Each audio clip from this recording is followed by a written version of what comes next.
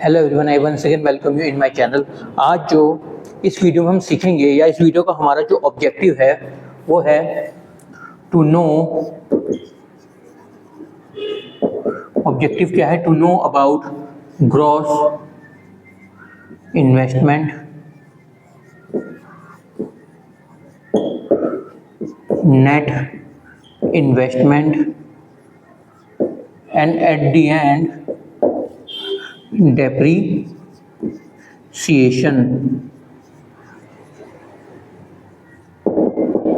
जो हमें इस वीडियो में जानना है वो जानना है कि net investment, gross investment and depreciation क्या होते हैं।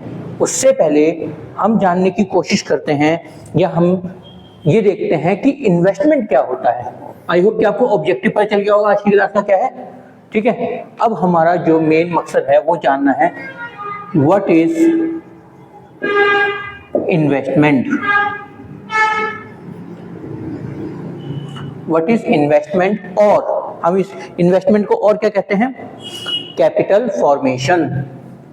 व्हाट इज इन्वेस्टमेंट और कैपिटल फॉर्मेशन।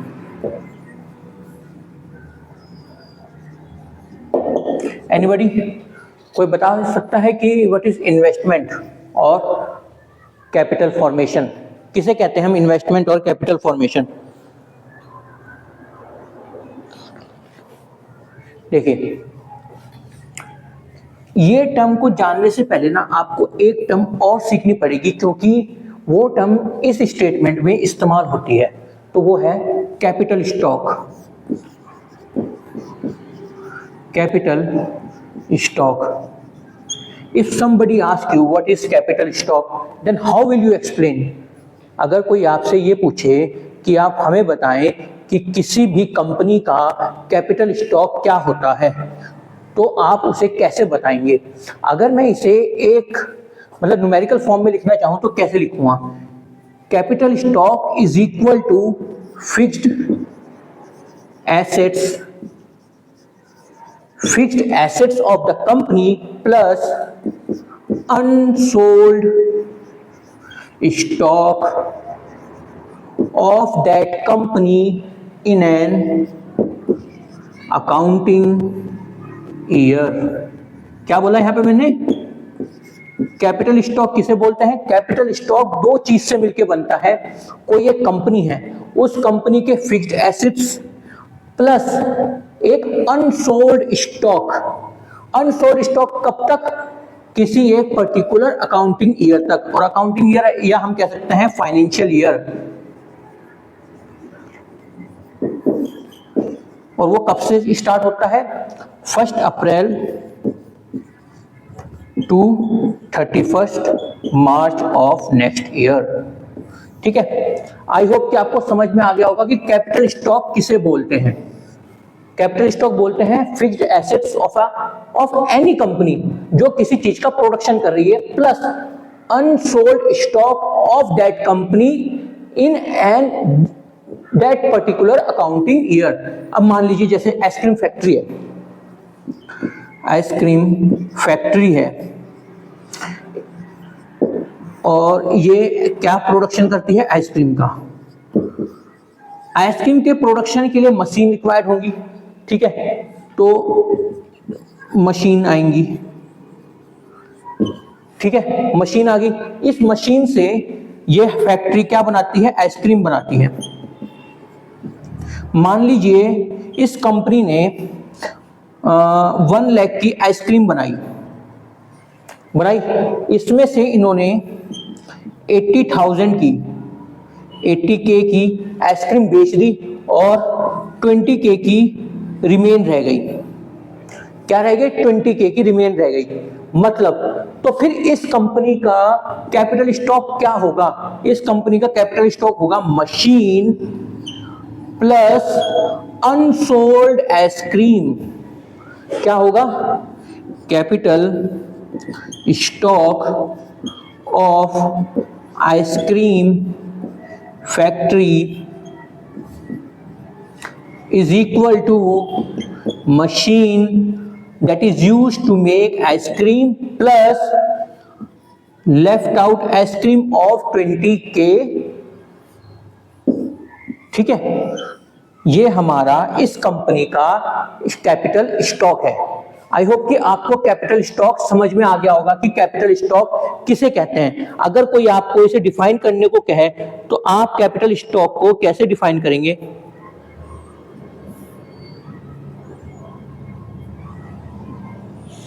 देखिए, ये यही लाइन है, capital stock is defined as the capital as the fixed asset of a company plus unsold stock of that company in an accounting year। क्या बोला मैंने आपको? Capital stock of any company is defined as the value of fixed assets, क्या fixed assets and the unsold क्या unsold stock of that company in an accounting year। ठीक है, अब मैंने आपको यहाँ पे कैपिटल स्टॉक के बारे में क्यों बताया, क्या रीजन था कैपिटल स्टॉक को समझाने का? कैपिटल स्टॉक को समझाने का जो मेरा मेन मोटिव था वो है कि मैं आपको इन्वेस्टमेंट समझा सकूं, इन्वेस्टमेंट और कैपिटल फॉर्मेशन। क्योंकि इन्वेस्टमेंट और capital formation refers to addition to the capital stock of an economy। देखिए, चलिए अब इन्वेस्टमेंट समझते हैं। इन्वेस्टमेंट और कैपिटल फॉर्मेशन, देखिए, इन्वेस्टमेंट और capital formation refers to addition in capital stock in an economy।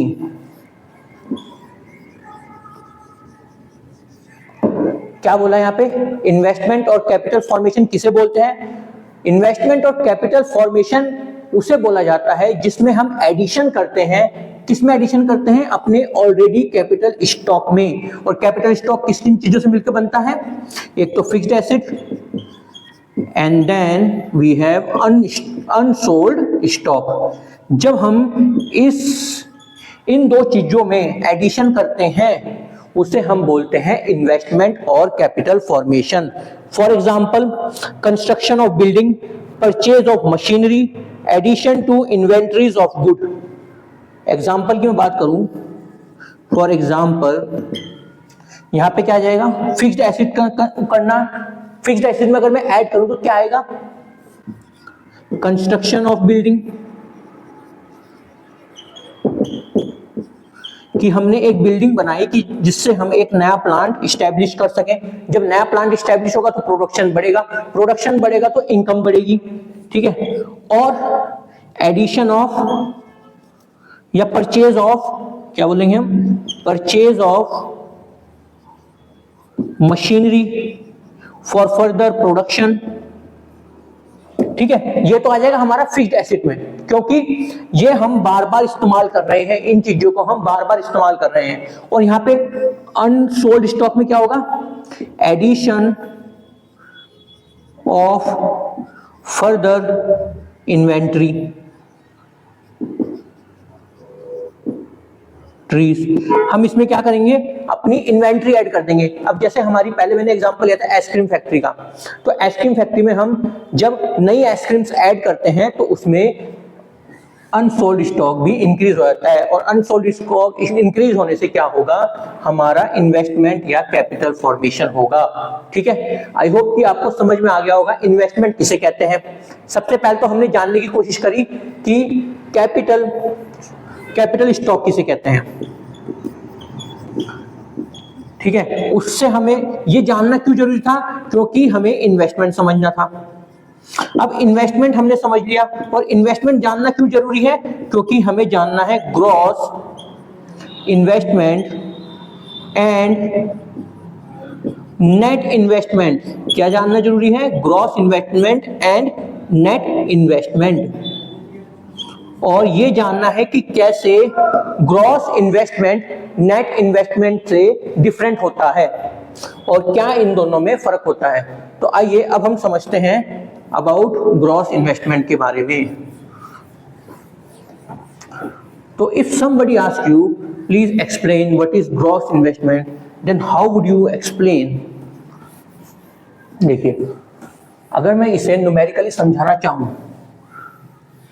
Numerically अगर मैं आपको समझाना चाहूं तो यहाँ पे अगर ग्रॉस इन्वेस्टमेंट है, ग्रॉस इन्वेस्टमेंट, और इसे ही पैरेलली में कन्वर्ट करता हूं, ये कंपेयर करता हूं सॉरी, नेट इन्वेस्टमेंट के साथ, तो ये कैसे एक दूसरे से अलग होंगे।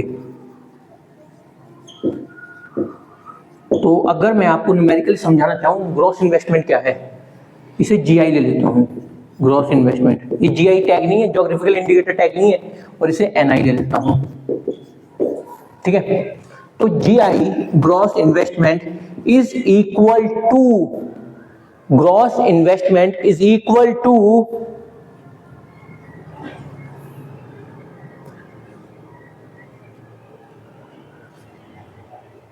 Gross investment is equal to net investment plus depreciation. क्या बोला मैंने, depreciation. Gross investment is equal to net investment plus depreciation, और net investment is equal to gross investment minus depreciation. अब देखिए यहाँ पे ना एक वर्ड दोनों में इस्तेमाल हो रहा है, वो है डेप्रीसिएशन। अब डेप्रीसिएशन क्या होता है, हमें सबसे पहले जानना होगा कि डेप्रीसिएशन क्या होता है। आप आई होप कि आपको समझ में आ गया कि ग्रॉस इन्वेस्टमेंट क्या है।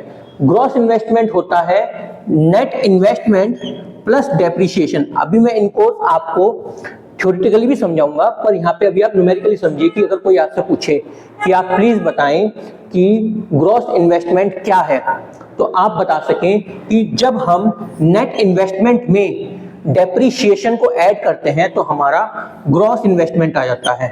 सिमिलरली जब हम नेट इन्वेस्टमेंट को फाइंड करेंगे तो उसमें हमें क्या करना होगा कि ग्रॉस इन्वेस्टमेंट में से डेप्रीसिएशन को सब्ट्रैक्ट करना होगा। अब जो हमारा नेक्स्ट मोटिव है वो है to understand what is depreciation. आप डेप्रीसिएशन वर्ड से क्या समझते हैं, कोई बता पाएगा कि व्हाट इज डेप्रीसिएशन। अगर कोई आपसे पूछे please explain what is depreciation, अगर मैं सिंपल भाषा में आपको बताऊं what is depreciation, depreciation refers to a fall in the value of fixed assets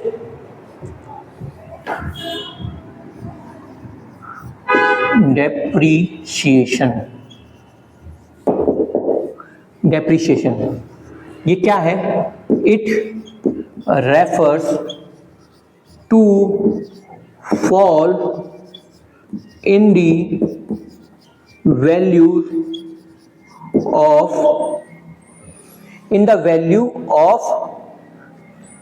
fixed asset. जब किसी कंपनी की फिक्स्ड एसेट्स की वैल्यू गिरती है तो उसे डेप्रीसिएशन बोलते हैं।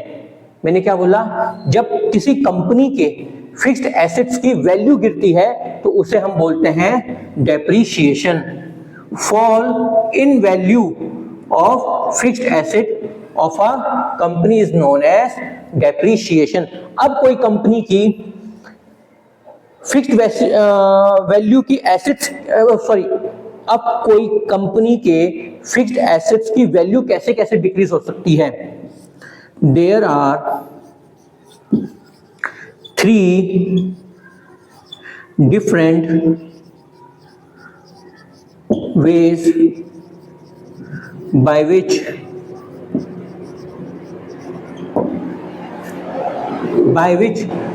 a company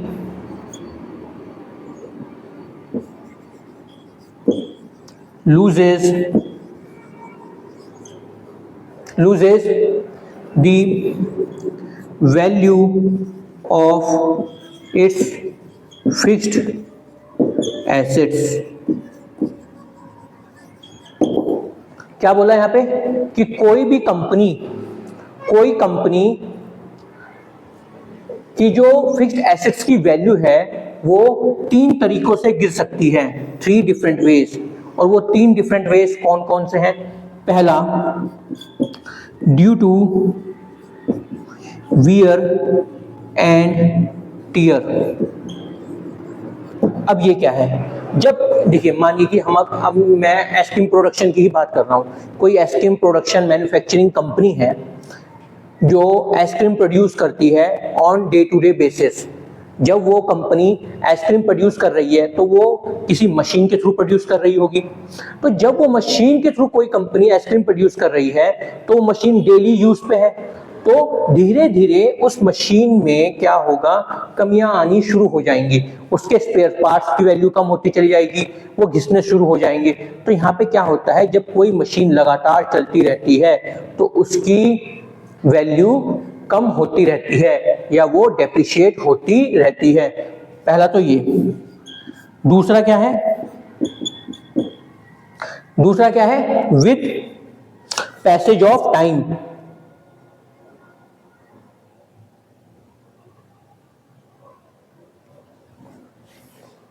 ये क्या है? Passage of time. अब यहां पे क्या होता है, ये वो ऑप्शन है। देखिए, मैंने पहले वाले में क्या बताया आपको कि कोई कंपनी आइसक्रीम बना रही है तो उसकी मशीन काम पे है, परमानेंट काम पे है, तो उसके वियर और टियर हो रहे हैं, मतलब उसकी वैल्यू डिक्रीज हो रही है काम पे होने के बावजूद, मतलब काम पे होने के वजह से उसकी वैल्यू डिक्रीज हो रही है। पर पैसेज ऑफ टाइम में क्या होता है कि अगर कोई एक कंपनी है जो स्टैब्लिश हुई है, मान लीजिए आइसक्रीम फैक्ट्री स्टैब्लिश हुई है, पर किसी कारण से वो फैक्ट्री 1 या 2 महीने ही चल पाई, उसके बाद उसे शट डाउन करना पड़ गया, तो उसकी जो मशीन है, उसके जो फिक्स्ड एसेट्स हैं in the form of buildings, in the form of machines, उनकी वैल्यू डिक्रीज होती चली जाएगी with the passage of time. जैसे जैसे टाइम बढ़ता जाएगा, जो मशीन या बिल्डिंग उन्होंने या इन्वेस्टमेंट उन्होंने इनिशियल फेज में किया था, वो उन्हें रकम वापस नहीं मिलेगी जब वो उसे रीसेल करेंगे, या हम कह सकते हैं सेल करेंगे उस कंपनी को। तो वो होता क्यों है? उसके पीछे रीजन होते हैं नेचुरल रीजंस होते हैं। पहला हो सकता है कि विंड, रेन या नेचुरल कैलेमिटी, कुछ भी हो सकता है, डिजास्टर। तो ये रीजंस होते हैं, और भी हो सकते हैं। तो यहाँ पे पहला तो है due to wear and tear, दूसरा है विद पैसेज ऑफ टाइम, और तीसरा with invention in new technology.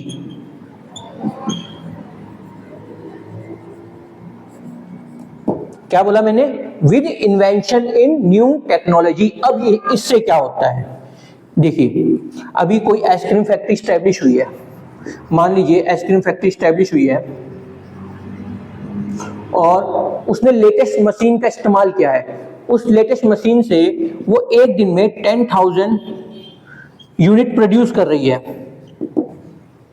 क्या होता है, 6 महीने बाद आइसक्रीम फैक्ट्री की उसमें या आइसक्रीम प्रोडक्शन में एक इन्वेंशन होता है जिससे जो नई मशीन है वो अपनी डेली यूनिट्स को 10,000 से बढ़ाकर 20,000 कर देती है। क्या कर देती है? 20,000 यूनिट्स प्रोड्यूस कर रही है on day to day basis. और साथ के साथ इसमें क्वालिटी में भी एनहेंसमेंट आया है। तो जैसे ही ये इन्वेंशन हुआ तो जो हमारी मशीन्स या फिक्स्ड एसेट्स हैं जो हमने पहले उसमें खरीदे थे, उनकी वैल्यू ऑटोमेटिकली डिक्रीज हो जाती है, या हम कह सकते हैं उनकी वैल्यू फॉल हो जाती है। ठीक है, तो आई होप कि आपको समझ में आया होगा कि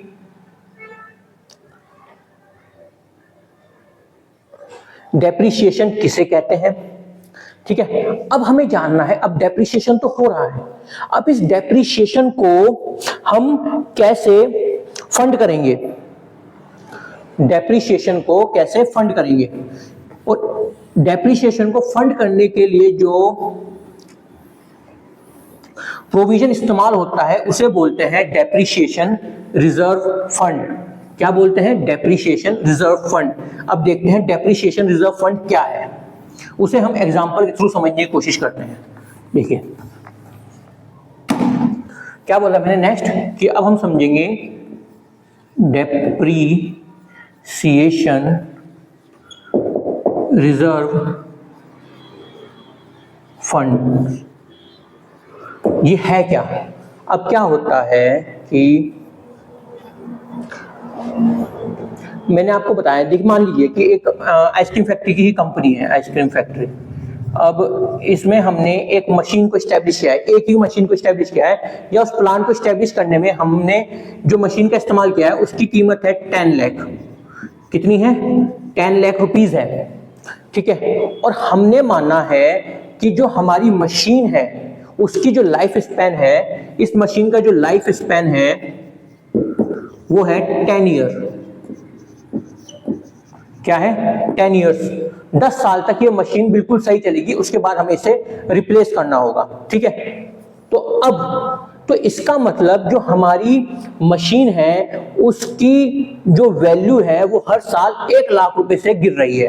क्या हो रहा है इसका मतलब? उसका लाइफ स्पैन 10 है ना, तो जो हमारी मशीन है, जो मशीन है उसकी जो वैल्यू है वो हर साल 1 लाख से गिर रही है। क्या हो रही है? फॉल हो रही है। तो जब जैसे जैसे हमारा एक एक ईयर बढ़ता जाएगा, हम एक फंड का इस्टेब्लिशमेंट करेंगे। कैसे? आज मैंने 2025 में 2025 में मशीन खरीदी, उसकी वैल्यू है 10 लाख, मैंने इन्वेस्टमेंट कर दिया। जैसे ही 2026 आता है तो मशीन की जो वैल्यू रह गई वो 9 लाख रह गई है। तो जो 1 लाख का डिक्रीजमेंट हुआ है या डिक्रीजिंग वैल्यू है 1 लाख की, उसे हम किसी एक फंड में, मतलब किसी एक जगह पे ऐड कर देंगे ताकि वो वैल्यू बाद में जाके इस्तेमाल हो सके।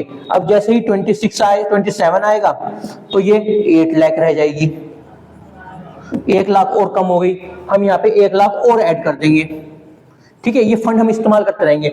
जैसे जैसे समय बढ़ता रहेगा इसकी वैल्यू 0 हो जाएगी और इस फंड की वैल्यू कितनी हो जाएगी? 10 लाख। क्या हो जाएगी? 10 लाख। तो इस फंड को ही हम बोलते हैं डेप्रिसिएशन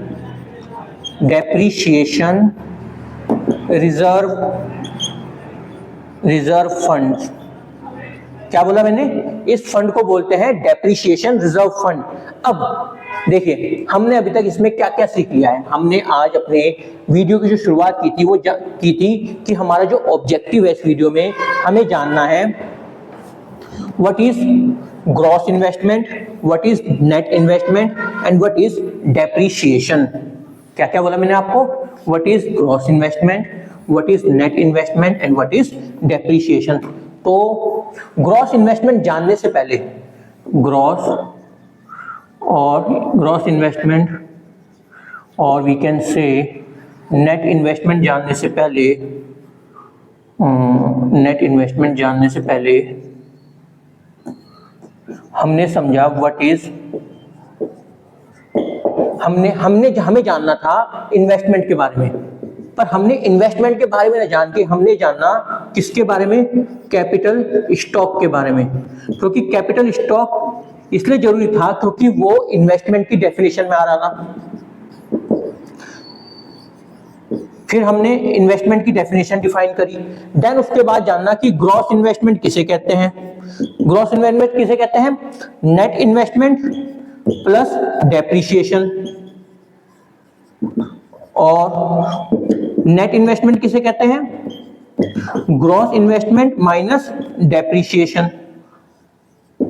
उसके बाद जब हमें पता चल गया कि gross investment net investment plus depreciation होता है और net investment gross investment minus depreciation होता है, तो जो नेक्स्ट मोटिव था हमारा वो था कि डेप्रिसिएशन किसे बोलते हैं, व्हाट इज डेप्रिसिएशन। उसके बाद हमने डेप्रिसिएशन को समझने की कोशिश करी, जाना कि डेप्रिसिएशन किसे बोलते हैं और वो कैसे गिरता है, या फॉल ऑफ फिक्स्ड एसेट। फिर हमने जाना कि जो ये फॉल है in the value of fixed assets वो किस किस कारण से होता है, किन किन 3 कारण से होता है।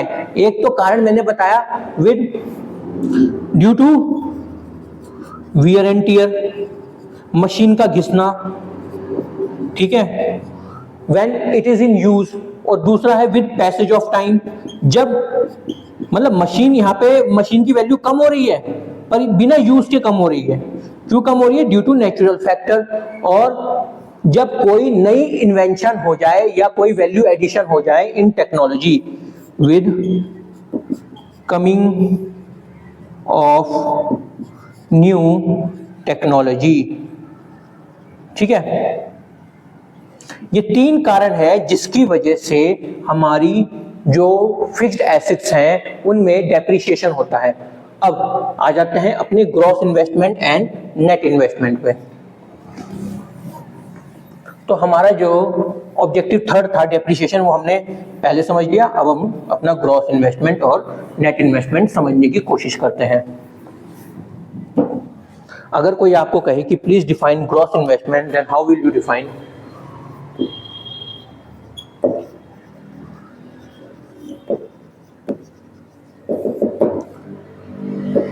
It is addition, या हम कह सकते हैं gross investment is addition to the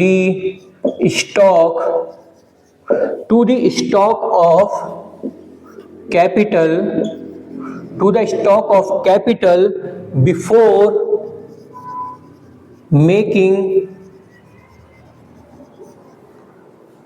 making allowances of depreciation।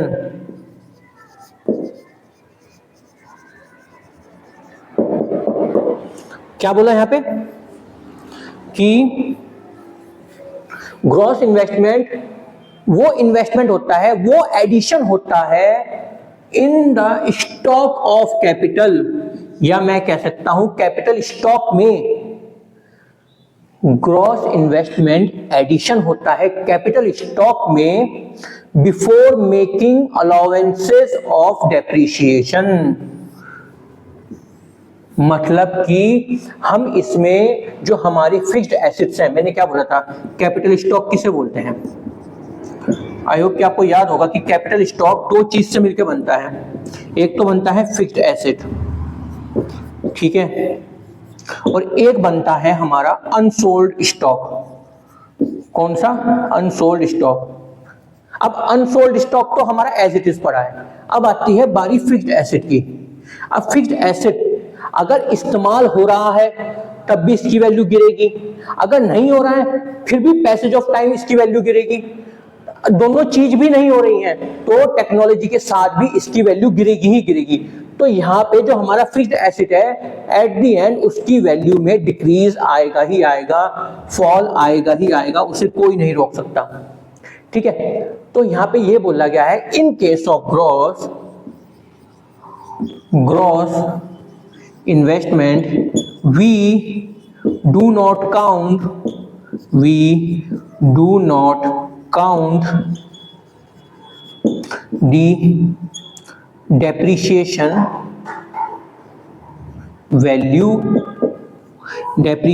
value of fixed asset। क्या बोला मैंने यहाँ पे? ग्रॉस इन्वेस्टमेंट में हम डेप्रिसिएशन वैल्यू नहीं काउंट करते, ठीक है, बट जब हम नेट इन्वेस्टमेंट की बात करते हैं तो हम उसमें डेप्रिसिएशन वैल्यू को हटा के चलते हैं।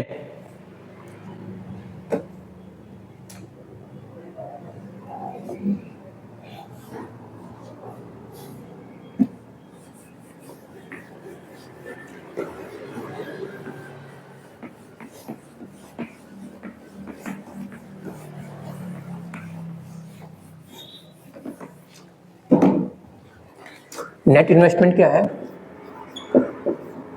नेट इन्वेस्टमेंट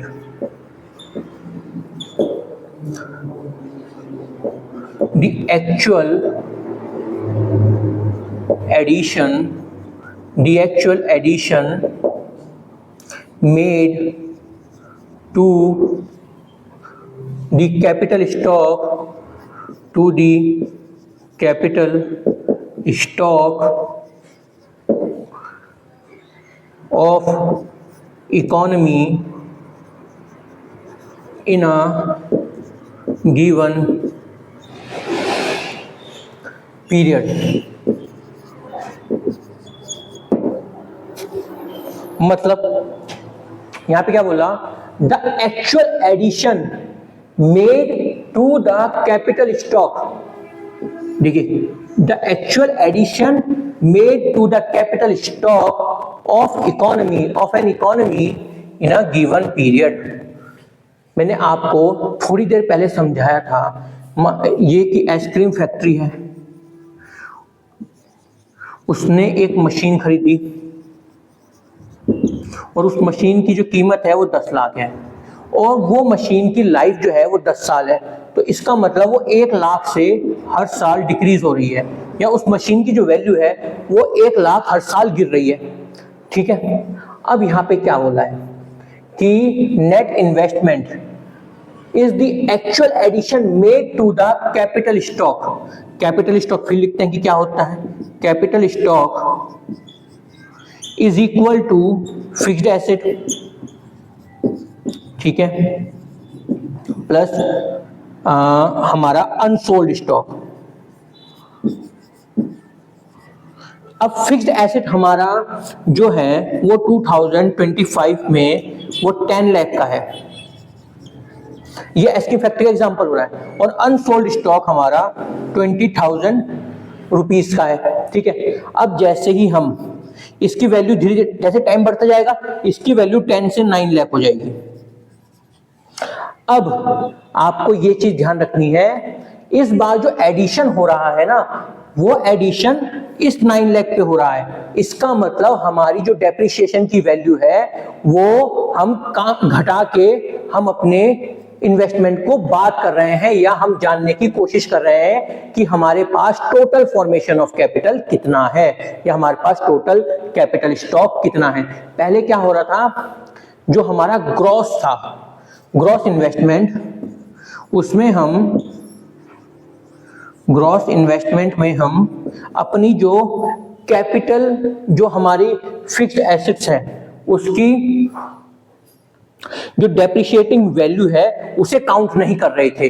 तो डेप्रिशिएटिंग वैल्यू जब हम काउंट नहीं कर रहे थे, तो हमारे जो हम एडिशन कर रहे थे, एडिशन कैसे कर रहे थे? प्रोडक्शन के थ्रू, है ना, प्रोडक्शन के थ्रू जो एडिशन कर रहे थे, तो वो एडिशन 10 लाख पे ही हो रहा था, ना कि 9 लाख पे, क्योंकि टाइम के साथ हमारी जो मशीन की वैल्यू घट रही है। तो इसलिए आपको ये चीज ध्यान रखनी है कि जो हमारा एक्चुअल वैल्यू होती है ना किसी भी इकोनॉमी में, जो एक्चुअल वैल्यू होती है कि हमारे पास कितना कैपिटल फॉर्मेशन है at given point of time, वो पता चलता है नेट इन्वेस्टमेंट से, ना कि ग्रॉस इन्वेस्टमेंट से। ठीक है, इससे ये समझ में आता है कि जो ग्रॉस इन्वेस्टमेंट है वो हमें क्लियर पिक्चर नहीं देता हमारे capital formation in a given point of time in an given economy. तो to know the actual value of a capital in a given economy at a given point of time, we have to go to net investment, because in this the value of depreciation will be deducted at every point of time as whenever the fixed asset reduces its value. ठीक है, तो I hope कि आज आपको समझ में आ गया होगा कि इन्वेस्टमेंट किसे कहते हैं, कैपिटल स्टॉक किसे कहते हैं, देन हमने समझा कि डेप्रिसिएशन किसे कहते हैं। उसके बाद हमने जाना कि डेप्रिसिएशन के गिरने के कितने कितने कारण हैं। डेप्रिसिएशन गिरने के 3 कारण हैं, वो भी आई होप कि आपको समझ में आ गया होगा। उसके बाद हमने जानने की कोशिश करी कि ग्रॉस इन्वेस्टमेंट और नेट इन्वेस्टमेंट किसे कहते हैं और ये कैसे एक दूसरे से अलग होते हैं। इन दोनों को अलग करने का सिर्फ एक ही पैरामीटर है या वेरिएबल है, वो है डेप्रिसिएशन। अगर किसी इकोनॉमी में डेप्रिसिएशन नहीं हो रहा है, जो कि पॉसिबल है ही नहीं, कोई भी एग्जिस्टिंग इकोनॉमी होगी और रियल टाइम वर्ल्ड में होगी तो उसमें डेप्रिसिएशन होगी ही होगी, चाहे वो वियर एंड टियर के थ्रू हो जब मशीन इस्तेमाल होगी, चाहे वो पैसेज ऑफ टाइम हो विद नेचुरल कैलेमिटीज होगी, या with the invention of new technology, उनकी फॉल होना ही होना है। तो जब भी वो होता है तो नेट इन्वेस्टमेंट क्या होता है, जो हमारा ग्रॉस इन्वेस्टमेंट होता है उसमें से हम डेप्रिसिएशन को माइनस कर देते हैं, या vice versa gross investment is equal to net investment plus depreciation. तो आई होप कि आपको आज समझ में आ गया होगा कि नेट इन्वेस्टमेंट क्या है, ग्रॉस इन्वेस्टमेंट क्या है, ठीक है, डेप्रिसिएशन क्या है। आज के लिए इतना ही, हम फिर आपसे कल मुलाकात करेंगे और आगे लेके चलेंगे अपने सेकंड चैप्टर को of class 12th in economics. ठीक है, आज के लिए इतना ही, कल फिर मुलाकात करते हैं इसी टाइम पे। ओके।